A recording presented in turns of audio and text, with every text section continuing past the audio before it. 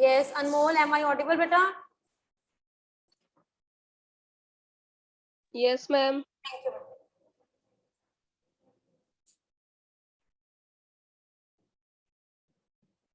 Yes yesterday बच्चे I have discuss with you changes in land. Land change कैसे होती है, क्यों लैंड चेंज होती है, इसके लिए कुछ कंसेप्ट आपको पता होना चाहिए। लैंड में अगर लैंड की क्वालिटी डाउन हो जाती है ना, तो उसको बोलते हैं लैंड डिग्रेडेशन।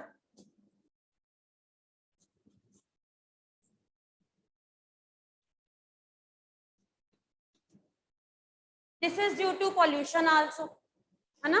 कई बार क्या होते हैं, लैंड स्लाइड। आप आजकल देख रहे हो हिली एरियाज में बहुत ज्यादा बारिश होती है, तो आसपास के एरियाज में क्या हो जाता है, लैंड स्लाइड्स हो जाती हैं, ठीक है। Then soil erosion. Soil erosion क्या होता है, रिमूवल ऑफ, बच्चे ध्यान से सुनो, what is the meaning of soil erosion. Soil erosion क्या होता है, removal of top soil, removal of top layer of soil. क्यों होता है, रनिंग वाटर, विंड, ठीक है, फ्लड्स के कारण क्या होता है, ऊपर वाली सारी सॉइल जो है that is remove and this is called soil erosion. तो इससे भी लैंड चेंज हो जाती है, ठीक है। Next is construction. कई बार क्या होता है, ह्यूमन जो है वो लैंड को, आप हिली एरियाज में जाओ, यस तो हिली एरियाज में आजकल होटल इंडस्ट्री बहुत बढ़ रही, तो लोग क्या कर रहे हैं, माउंटेन्स को काट काट कर वहां पे क्या बना रहे हैं, होटल्स, कंस्ट्रक्शन,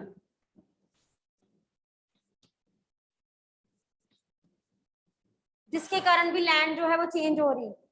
एंड कई बार क्या होता है, ये नया कंसेप्ट है डेजर्टिफिकेशन। डेजर्ट क्या होता है बच्चे, ये कंसेप्ट हर सहज, डेजर्टिफिकेशन का मतलब पता है आपको।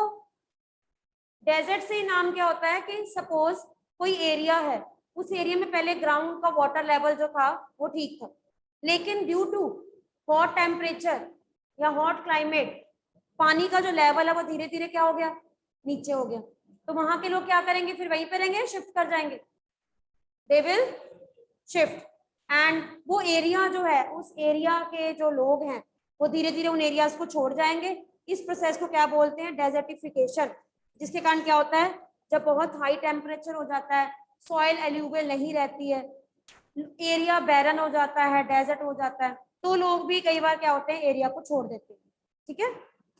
Now what is our duty, our duty is to conserve.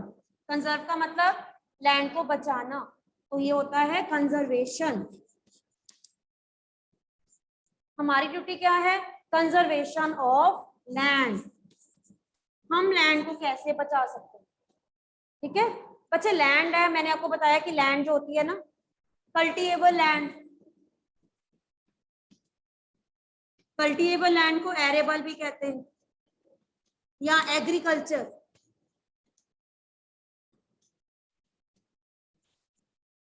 कैसे हम लैंड को बचा सकते हैं, कैसे हम कल्टीएबल लैंड को बचा सकते हैं, ताकि हमारी कंट्री में फूड शॉर्टेज ना हो, ताकि फूड क्रॉप्स बढ़े। कैसे हम अपनी कंट्री में ग्रीनरी बढ़ा सकते हैं, इसका बेस्ट मेथड क्या है, नंबर 1, यस बेस्ट मेथड क्या है बेटे, बीइंग अ स्टूडेंट आपको क्या करना चाहिए, आपको समर हॉलीडेज में प्रोजेक्ट भी मिला था, हाँ, ग्रो प्लांट्स। तो इस प्रोसेस को क्या बोलते हैं, डिफॉरेस्टेशन का मतलब होता है कटिंग ऑफ ट्रीज। अफॉरेस्टेशन क्या होता है, प्लांटिंग, ठीक है। इसका मतलब क्या होता है, प्लांटिंग ट्रीज। आप लैंड पे जितनी प्लांटिंग ज्यादा करोगे, ट्री ज्यादा ग्रो करोगे, तो लैंड जो है उसकी सॉइल इरोजन का जो है मेथड उतना ही स्लो हो जाए, है ना। Very good. दूसरा एक और मेथड है लैंड रेक्लेमेशन।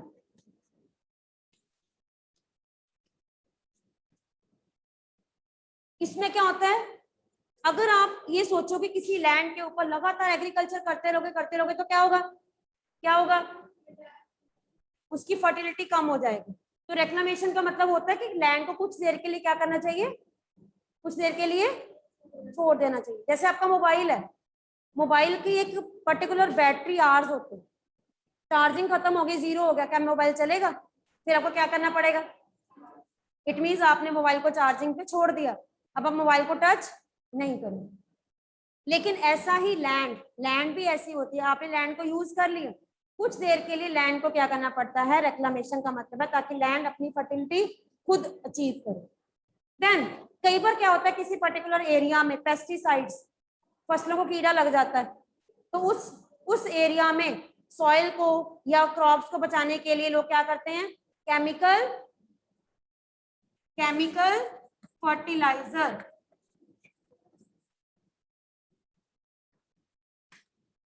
पेस्टिसाइड्स यूज करते हैं, लेकिन ज्यादा नहीं करने चाहिए। इसको क्या करना चाहिए, कम यूज करो, ज्यादा नहीं, ओवर यूज मत करो। लेकिन कहीं ना कहीं इससे भी हम अपनी सॉइल, अपनी लैंड को या अपनी क्रॉप्स को बचा सकते हैं। ठीक है। एंड जिन लोगों के पास एनिमल्स होते हैं, शीप है, गॉट है, वो क्या करते हैं, अपने एनिमल्स को कॉमन एरियाज में छोड़ देते हैं ग्रेजिंग के लिए, but it should be control. तो क्या करना चाहिए, टू कंट्रोल ओवर ग्रेजिंग। अब मैं आपको 2 एग्जांपल बताती हूँ बच्चा, ये देखो, एक तरफ ऐसी लैंड है जहाँ पे बहुत ग्रास है, एक तरफ ऐसी लैंड है जहाँ पे एनिमल्स ने बहुत ज्यादा ओवर ग्रेजिंग कर ली, अब वहां पे ग्रास नहीं है। ठीक है, जब बहुत ज्यादा बारिश आएगी तो सोइल इरोजन ज्यादा किस पे होगा, जहाँ पे ग्रास नहीं है, सॉइल इरोजन वहां पे होता है। क्योंकि जब ग्रास जिस एरिया में होगी ना, छोटी छोटी श्रब्स होती हैं, वो सॉइल को रोक के रखती है, होल्ड करके रखती है। तो these are the methods through which we can conserve land resources. ठीक है, ये था हमारा first part, we have covered land. Now come to next part, that is soil.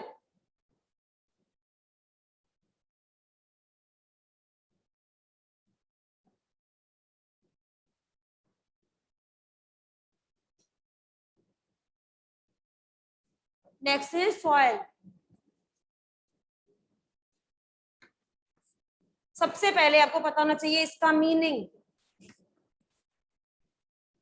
Soil simple language में हम कहते हैं मिट्टी।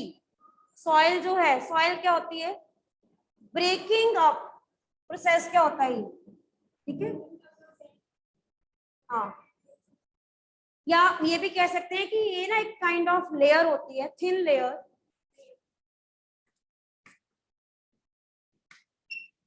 थिन लेयर किसकी लेयर होती है, thin layer of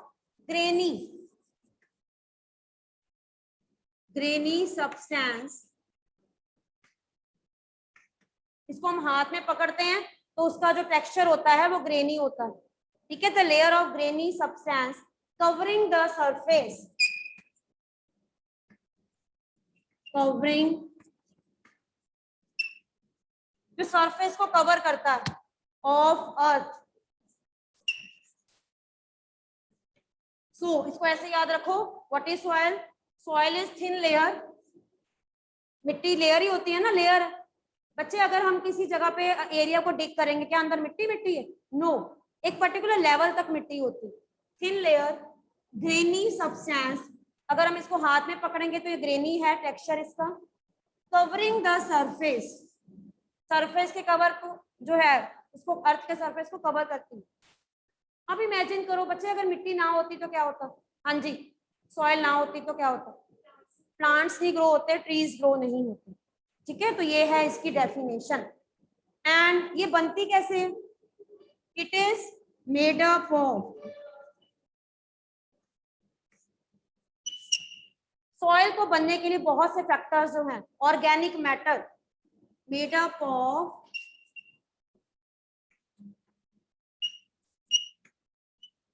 organic matter. ये किससे बनती है, organic matter, minerals, organic matter, minerals, ठीक है, एंड वेदर रॉक्स। यहाँ पे कंसेप्ट पढ़ो, वेदर क्या होता है, ये देखो मैंने अंडरलाइन किया है बच्चे। अब आपको पता होना चाहिए वेदर मतलब वेदरिंग क्या होती है।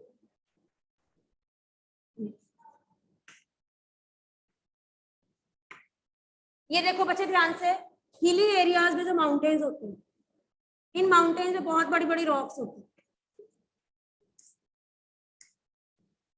ठीक है। ड्यू टू रेनफॉल, बारिश के कारण, विंड्स के कारण, थंडर स्टॉर्म्स के कारण, कई बार एवलांचेस होते हैं, तो क्या होता है, ये रॉक्स जो हैं धीरे धीरे ऊपर से क्या जाती हैं, यस क्या होती हैं, नीचे। और धीरे धीरे ये बड़ी बड़ी रॉक्स जो हैं, these break into small pieces. ये रॉक्स जो हैं वो बड़ी बड़ी ब्रेकिंग, ब्रेकिंग का मतलब क्या होता है, ये टूट जाती हैं और धीरे धीरे ये रिवर्स के आसपास आपको बहुत से स्टोन्स मिलते हैं, क्या मिलते हैं, स्टोन्स, और यहां से फिर नीचे आ जाते हैं। अब प्रोसेस को क्या लिखेंगे, what is the meaning of weathering, लिखो weathering is a breaking up,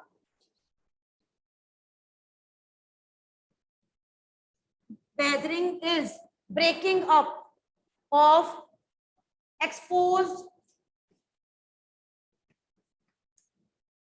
exposed का मतलब जो रॉक्स ऊपर थी, है ना, एक्सपोज किसके कारण, due to wind, due to rainfall, ठीक है, due breaking up of exposed rocks. Rocks मतलब बड़ी बड़ी जो चट्टानें होती हैं, rocks, by temperature change, by temperature change. अब फिर से देखो, what is the meaning of weathering, yes weathering is a breaking up of export rocks by temperature change. Temperature change में क्या आ सकता है, विंड, थंडरस्टॉर्म, रेनफॉल, जिसके कारण क्या होता है, ऊपर वाले एरिया से बड़ी बड़ी रॉक्स नीचे आती हैं, टूटती रहती हैं, स्टोन्स बन जाते हैं, और इन्हीं स्टोन्स को जब पूरी तरह से प्रॉपर बड़ी बड़ी मशीन्स में क्रश किया जाता है तो क्या बनती है, सॉइल। कुछ कई बार कुछ मैनमेड भी होती है, मैनमेड का ऐसे मतलब नहीं कि सॉइल इंसान बनाते हैं, इसका मतलब है कि पत्थरों को क्रश किया जाता है, लेकिन किसी किसी एरिया में पत्थर इतने टूट जाते हैं कि ईयर आफ्टर ईयर अपने आप ही सॉइल बनती रहती है, ठीक है, तो that is the process of soil, clear.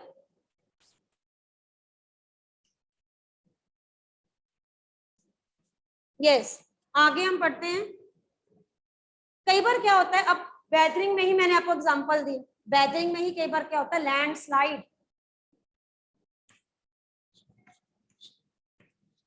Landslide, landslide कब होते हैं, मास मूवमेंट, ये देखो बच्चे, मास मूवमेंट ऑफ रॉक्स, यानी कि जब रॉक्स ऊपर से टूट कर नीचे आती हैं, डेब्रीज, टूटे हुए पीसेस नीचे आते हैं, तो इसको क्या बोलते हैं, लैंडस्लाइड्स। रिसेंटली अभी इंडिया के बहुत से हिमाचल के एरियाज में लैंडस्लाइड हुआ, जिससे ऊपर वाली जो रॉक्स हैं वो नीचे आई, कई बार पानी, कई बार रिवर्स ब्लॉक हो जाती है। कैसे, यस लिसन, रिवर्स ब्लॉक कैसे हो जाती है, सपोज ऊपर से बहुत बड़ी चट्टान रिवर यहाँ पे आ जाए तो सारा पानी पता है फिर विलेज एरियाज में आ जाएगा, अगर यहाँ पे यहाँ पे पत्थर जो रुक जाए तो कई बार ये भी एक प्रॉब्लम आ जाती है, ठीक है, रिवर में फ्लड्स आ जाते हैं। So this is the main reason why soil is form, ये रीजन है कि सॉइल कैसे बनती है, ठीक है। अभी आपकी बुक में बच्चे एक एग्जाम्पल दिया गया है, you have to read this example, आपने एग्जाम्पल पढ़ना है। This is the landslide of, example दिया गया है कि एक लैंडस्लाइड हुआ था, ठीक है, और ये कहाँ पे हुआ था, किन्नौर में। Massive landslide hit a village in Kinnaur and the landslide was triggered by blasting, kind of blasting हुई थी, और जिससे क्या हुआ, धीरे धीरे माउंटेन एरियाज में जो स्टोन थे, रॉक्स थे, वो नीचे आ गए एंड पूरी तरह से विलेज को खाली करवाना पड़ा, ठीक है। और इस तरह से लैंडस्लाइड जब होता है तो लैंडस्लाइड के कारण जो है वो लोगों को बहुत प्रॉब्लम्स आती है। तो मिटिगेशन कैसे रोक सकते हैं बच्चे, सोचो, यस कैसे हम रोक सकते हैं, लैंडस्लाइड को कैसे रोक सकते हैं, उसको बोलते हैं मिटिगेशन। क्या बोलते हैं, मिटिगेशन। क्या हम लैंडस्लाइड को रोक सकते हैं, रोक सकते हैं लैंडस्लाइड? लैंडस्लाइड को प्रॉपरली नहीं रोक सकते, लेकिन लैंडस्लाइड के इफेक्ट को रोक सकते हैं। हम किसी भी नेचुरल डिजास्टर्स को होने से रोक नहीं सकते, लेकिन हम उसका मिटिगेशन कर सकते हैं। मिटिगेशन का मतलब क्या होता है? मिटिगेशन का मतलब हम क्या ले सकते हैं उसके लिए? Precautionary measures. Like in your book, precautionary measures are prone areas. बच्चे प्रोन एरियाज कौन से होते हैं? जहां पे लैंडस्लाइड बहुत ज्यादा आता है। Prone areas can be avoided for making buildings. जहां पे आपको पता है कि लैंडस्लाइड बहुत ज्यादा होती हैं, वहां पे हमें क्या नहीं बनानी चाहिए? बिल्डिंग्स।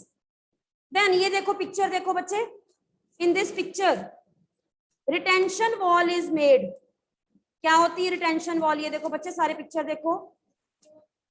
हाँ ये देखो, you can see the picture in your book. You can see here retention wall. Retention wall का मतलब क्या होता है? हिली एरियाज में रोड्स के आसपास पत्थर ना गिरे, तो उन रोड्स के आसपास प्रॉपरली ना एक जाली सी बना दी जाती है, ताकि पत्थर जो है वो सड़क पे ना आए और ट्रैफिक जैम ना हो। ऐसी वॉल को क्या बोलते हैं? Retention wall. ये क्या करती है रिटेंशन वॉल? काफी हद तक रोड्स में जो स्टोन्स के कारण या रॉक्स के कारण ब्लॉकेज हो जाती है ना, उसको दूर करती है।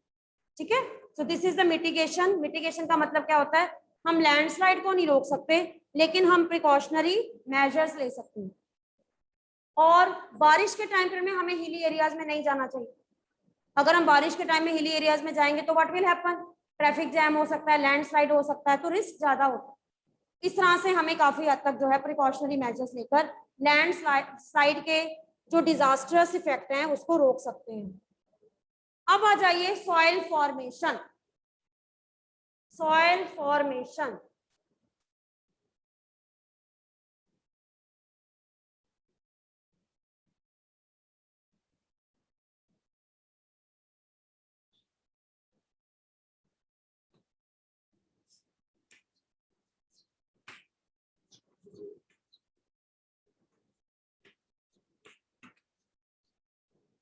हाउ सॉइल इज फॉर्म्ड, मैंने आपको अभी बताया।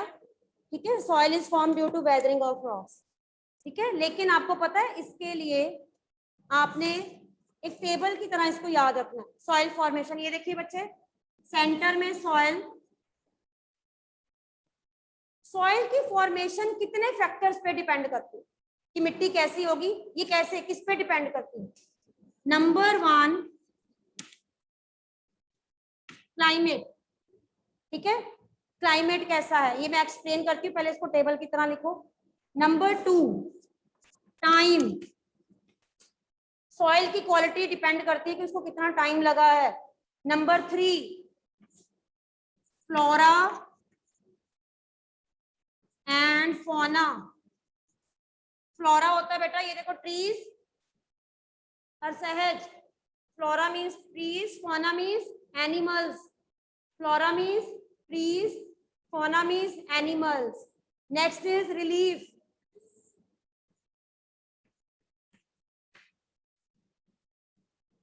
And next is parent rock. Parent rock है ना? अब इसको one by one I will explain, बहुत ध्यान से नोट करो। सबसे पहले which are the important factors of soil formation? Here you can see the picture. Yes, you can see here. Yes, all of you, you can see here in this picture. सबसे नीचे parent rock. Parent rock का मतलब होता है, ये देखिए मैंने आपको अभी एग्जांपल बताया था, मिट्टी की क्वालिटी कैसी होती है डिपेंड करता है रॉक कैसी है। बड़ी सारी रॉक है, वो नीचे आ रही है टूटकर, रिवर्स में आ रहे हैं, आसपास आ रही है, तो ये होगी पेरेंट रॉक। पेरेंट रॉक का मतलब होता है मिट्टी कहाँ पे बनी? यहाँ पे बनी ना मिट्टी, सॉइल यहाँ पे बनी जब ये सारे पत्थर टूट गए, लेकिन रॉक कैसी थी? पेरेंट रॉक का मतलब है जहां से मिट्टी बनी है वो कैसी थी। नंबर 1 डिपेंड करता है कि सॉइल कैसी है, सॉइल की क्वालिटी कैसी है। रुक जाओ पहले इसको, ठीक है, तो that is parent rock. Number 1 parent rock. Soil formation, major factor for soil formation is nature of parent rock, कि पेरेंट रॉक की नेचर कैसी। अगर पेरेंट रॉक का जो कलर होगा, लिसन, खुद सोचो, अगर इसका कलर रेड होगा तो मिट्टी कैसी होगी? रेड। अगर इसका कलर ब्लैक होगा तो सॉइल कैसी होगी? ब्लैक। ठीक है, तो डिपेंड करता है सॉइल कैसे बनती है। Number 1 parent rock. Parent rock क्या क्या डिटरमिन करती है? नंबर 1 कलर, टेक्सचर, कलर कैसा होगा, ठीक है। और ये जो रॉक्स हैं इनका, इसका कलर जो है, जैसा कलर होगा वैसे ही सॉइल का कलर होगा, दैट इज पेरेंट रॉक। ठीक है, नेक्स्ट आ जाइए। फर्स्ट है parent rock. Second is climate. Climate में आपने बताना है कि इस एरिया का टेम्परेचर कैसा है, फैक्टर।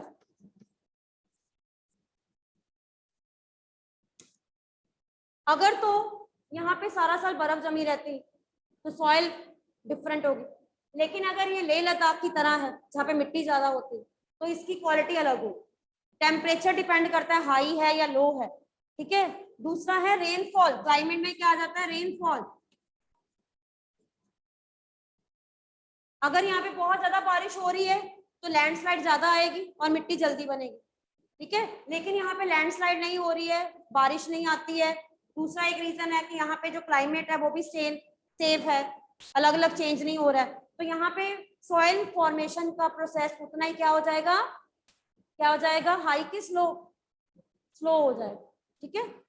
देन इसके बाद नेक्स्ट आ जाइए। फर्स्ट हो गया पेरेंट रॉक, सेकंड हो गया climate, third is time. Time का मतलब होता है कितना टाइम लगा, यानी कि लैंडस्लाइड हुआ, लैंडस्लाइड से नए नए अलग अलग स्टोन्स बने, उन स्टोन्स को यहाँ पे रखा, कितना टाइम लगा, 10 ईयर्स, 50 ईयर्स, 100 ईयर्स। तो ये भी डिपेंड करता है सॉइल फॉर्मेशन में। टाइम एक बहुत इंपॉर्टेंट फैक्टर। कोई भी जगह पे किसी भी पर्टिकुलर एरिया में मिट्टी इजीली नहीं बन जाती, उसको बहुत टाइम लगता है बनने, ठीक है। Next is flora and fauna. बच्चे ये देखो एक और चीज है, जब कई बार क्या होता है ट्रीज के जो लीव्स हैं वो भी मिट्टी में क्या हो जाते हैं, टूटते हैं। एनिमल्स की डेथ हो जाती है, उनको मिट्टी में क्या कर देते हैं, बरी कर देते हैं। धीरे धीरे ये प्लांट्स और ये जो एनिमल्स हैं, ठीक है, उनके जो रिमेन्स रह जाते हैं वो रिमेन्स मिट्टी में क्या हो जाते हैं, मिल जाते हैं और मिट्टी की क्वालिटी को इफेक्ट करते हैं। इसको क्या बोलते हैं, ह्यूमस।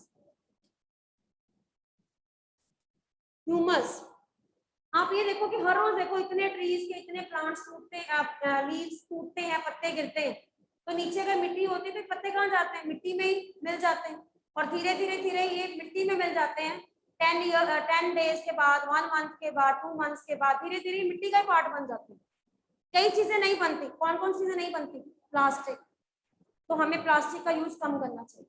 क्यों कहते हैं कि हमें जो अपना डस्टबिन है उसको अलग अलग बायोडिग्रेडेबल या नॉन बायोडिग्रेडेबल वेस्ट होना चाहिए, क्योंकि जो peels of fruits and vegetables होते हैं वो मिट्टी में जल्दी खत्म हो जाते हैं और वो मिट्टी की क्वालिटी को बढ़ाते हैं, मैन्योर बनाते हैं, खाद बनाते हैं। छोटा सा एग्जांपल है, घर में मम्मा चाय बनाते हैं, चाय बनाने के बाद चाय पत्ती बच जाती है, उसको अच्छी तरह से आप क्या कर दो, वॉश कर दो, उसको अपने ही जो आपने समर वेकेशन में जो प्लांट्स लगाए थे उसमें डाल दो और उसको थोड़ा सा मिक्स कर दो। After few days what you will observe कि वहां पे वो चाय पत्ती नहीं, वो मिट्टी में मिक्स होके वो क्या काम करेगी, मैन्योर का काम। तो दैट इज ह्यूमस। कि फ्लोरा एंड फौना भी ह्यूमस जो है मिट्टी में ह्यूमस ऐड करके सॉइल की क्वालिटी को बढ़ाते हैं। रिलीफ का मतलब होता है फिजिकल फीचर, एल्टीट्यूड। बच्चे इसका नाम स्पेलिंग, इसका मीनिंग याद करो। एल्टीट्यूड का मतलब होता है height above sea level, height above sea level. किसी एरिया की मिट्टी कैसी है डिपेंड करता है। अगर तो पंजाब की मिट्टी है तो कैसी होगी, पंजाब की मिट्टी है तो कैसी होगी, एलुवियल। अगर लेह लद्दाख की है तो क्या होगी, डेजर्ट। राजस्थान की है तो क्या होगी, डेजर्ट। तो रिलीफ का मतलब होता है एल्टीट्यूड, स्लोप, माउंटेन स्लोप भी डिपेंड करता है कि सॉइल कैसी है। Once again, factors affecting formation of soil. कि सॉइल को बनने में कौन कौन से फैक्टर्स अफेक्ट करते हैं। नंबर 1, रिपीट करो मेरे साथ, number 1 parent rock, parent rock का मतलब होता है कि ओरिजिनल रॉक कैसी थी। नंबर 2 क्लाइमेट, उस एरिया में टेम्परेचर कैसा है, रेनफॉल कैसी है, वो भी डिपेंड करता है। नंबर 3 टाइम, कई बार बहुत टाइम लगता है किसी पर्टिकुलर एरिया में, अगर लैंडस्लाइड ही नहीं आएगा ऊपर वाली रॉक ऊपर ही रहेंगी, नीचे नहीं आएंगी, ठीक है। नंबर 4 फ्लोरा एंड फौना क्या करते हैं, सॉइल में ह्यूमस ऐड करते हैं जिससे कि सॉइल की क्वालिटी बढ़ती है। Then relief, altitude, plain areas में सॉइल एलुवियल होगी जो रिवर्स के आसपास होती है, लेकिन हिली एरियाज या जैसे लेह लद्दाख की सॉइल क्या होगी, वहां की सॉइल क्या होगी, not good for agriculture. Rajasthan की soil not good for agriculture. Mumbai की सॉइल, बीच की सॉइल कैसी होती है, वो भी सैंडी होती है, that is not good for, वहां पे सिर्फ कोकोनट ट्रीज ही ग्रो होते हैं, आप देखते हो कोस्टल एरियाज।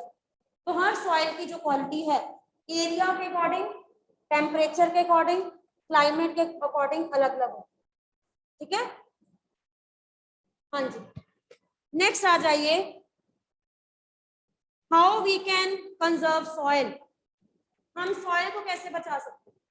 पहले मैंने क्या बताया आपको, how we can conserve land, now how we can conserve soil methods, या हम ये कह सकते हैं कि सॉइल इसके कंजर्वेशन के मेथड्स क्या हैं, how we can conserve soil.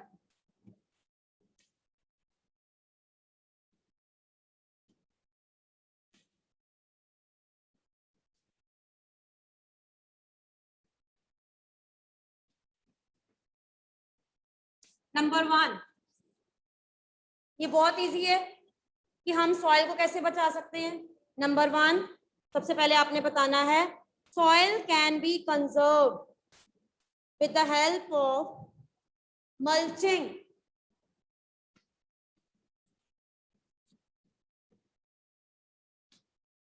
Soil can be conserve with the help of mulching. अभी ये ना जो प्रोसेस है बच्चे, ये आपको बहुत ध्यान से नोट करना है, आपको 1 मार्क, ठीक है, डेफिनेशन फॉर्म में आपको आ सकता है, ठीक है। सो सबसे पहले आपने याद करना है मल्चिंग क्या होता है। मैं ना ड्राइंग बना रही हूँ, तो with the help of drawing it will be easy for you to learn. Farmers क्या करते हैं, मल्चिंग, मल्चिंग क्योंकि मैं आपको मेथड बता रही हूँ कि सॉइल को कैसे कंजर्व करते हैं। फार्मर्स क्या करते हैं, अपने अपने फार्म्स में जो उनका प्रॉपर फार्म होता है ना, वहां पे इस तरह से लैंड को डिवाइड करते हैं और इसके अलग अलग क्या बनाते हैं, स्ट्रिप्स, क्या बनाते हैं, स्ट्रिप्स। और इस लैंड, ये जो स्ट्रिप्स है ना, यहाँ पे मिट्टी को थोड़ा सा ऊपर रखा जाता है, ऊपर किया जाता है, और इधर भी मिट्टी को थोड़ा ऊपर किया जाता है। देखा होगा आपने विलेज एरियाज में, जब आप गए होगे ना, खेत ऐसे होते, लेकिन बीच की जगह जो है वो क्यों डाला जाता है, गैप। ये क्या है, गैप। इस प्रोसेस को बोलते हैं मल्चिंग, ताकि कभी भी बारिश आए और हवा आए तो मिट्टी जो है, सपोज यहाँ की जो मिट्टी है, ठीक है, वो बाहर ना, यानी कि बॉर्डर बना देना। बॉर्डर का मतलब क्या होता है, जस्ट बाउंड्री बना दो। बाउंड्री बनाने के तो क्या होगा, अगर बारिश का पानी आएगा तो पानी यहीं पे इकट्ठा हो जाएगा, पानी बाहर नहीं जाएगा, पानी बाहर नहीं जाएगा तो सॉइल भी बाहर नहीं जाएगा।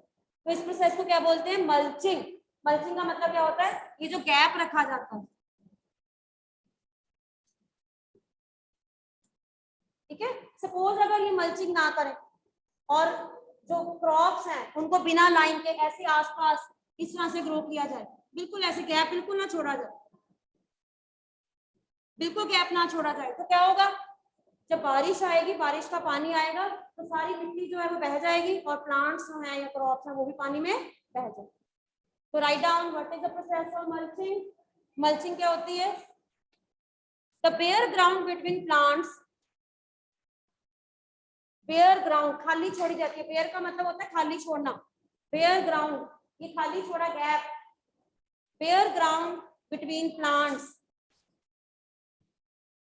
is covered,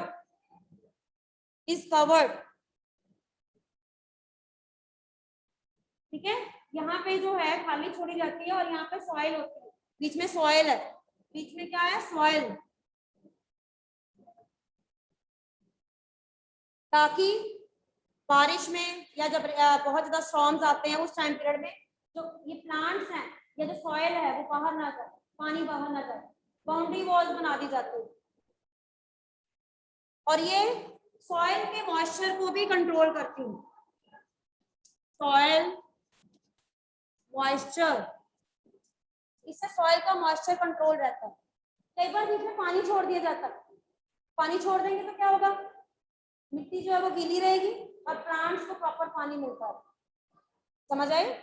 आपने ये चीजें कभी नहीं देखी, लेकिन आपको मैं जस्ट ड्राइंग की फॉर्म में बता रही हूँ कि फार्मर जो है वो कई बार ऐसा करते हैं, यहाँ पे प्लांट्स, यहाँ पे क्रॉप्स उगाई, बीच में खाली जगह छोड़ दी जाती है, कई बार इसमें पानी भी डाल दिया जाता है ताकि उनको ज्यादा देर के लिए जो है मॉइस्चर जो है वो मिलता है।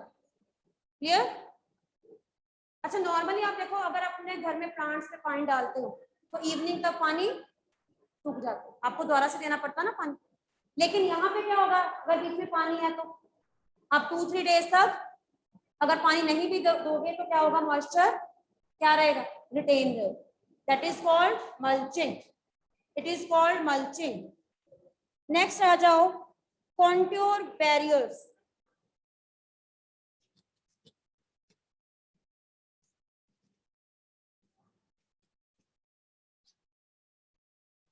कॉन्ट्योर बैरियर्स बेटा ये मेनली ना हिली एरियाज में बनाए जाते हैं। कॉन्ट्योर, कॉन्ट्योर का मतलब क्या होता है, ये देखिए पहले मैं ड्राइंग बना रही हूँ, उसकी ध्यान से, बहुत ध्यान से।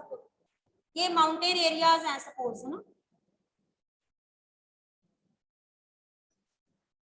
माउंटेन एरियाज में क्या किया जाता है, जो लैंड है उसके जैसे ऊपर स्लोप वाइज जो है, अब ऊपर वाली मिट्टी नीचे ना आए, ऊपर वाली मिट्टी नीचे ना आए, सॉइल इरोजन को रोकने के लिए बीच में अलग अलग पार्ट्स बनाए जाते हैं, उसको बोलते हैं कॉन्टूर। क्या बोलते हैं?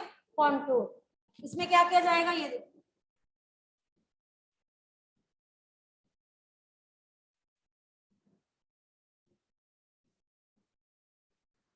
यहाँ पे ब्रेक लगा दिया जाएगा। ब्रेक का मतलब क्या होता है, यहाँ से जो मिट्टी और पानी आ रहा है वो यहीं पे रुक जाए ताकि नीचे एरियाज में ना आए। और यहीं पे काइंड ऑफ एग्रीकल्चर की जाती है, जैसे आप कई बार टेरेस फार्मिंग भी करते हैं, ताकि इसी एरिया को यूज किया जाता है। उसके बाद फिर आगे फिर बैरियर लगा दिया जाता है, फिर यहाँ पर एग्रीकल्चर की जा सकती है, फिर आगे फिर बैरियर लगा दिया जाता है, फिर यहाँ पे फिर एग्रीकल्चर की जा सकती है। इस तरह से माउंटेन एरियाज में अलग अलग कॉन्ट्योर बनाकर ऊपर से आने वाला पानी और ऊपर से आने वाले सॉइल को क्या किया जाता है, क्या करते हैं, क्या करते हैं, कंट्रोल करते हैं, चेक करते हैं। इसको बोलते हैं कॉन्ट्योर बैरियर। क्या बना दिया, क्या बना दिया, barrier. So what is the meaning of contour barrier?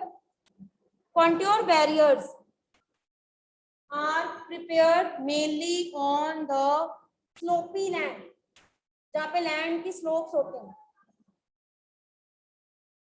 और अब आप कहोगे कि मैं पानी को इकट्ठा कैसे करते हैं, तो यहाँ पे प्रॉपर ना छोटे छोटे जो है वो ट्रेंचेस बना दी जाती है। ट्रेंच का मतलब क्या होता है, पानी को इकट्ठा करने वाली ड्रेन्स, नालियां टाइप, वो यहाँ पे बना दी जाती है ताकि बारिश का पानी यहीं पे इकट्ठा रहे, नीचे ना आए, और धीरे धीरे ऊपर वाली सॉइल ऊपर ही रहे और सॉइल इरोजन को क्या किया जाए। Yes Gurkaran, it is clear. Contour barriers, इसको क्या बोलते हैं, कॉन्ट्योर बैरियर्स। ठीक है। Third is, okay, time is over now, rest we will discuss on Monday.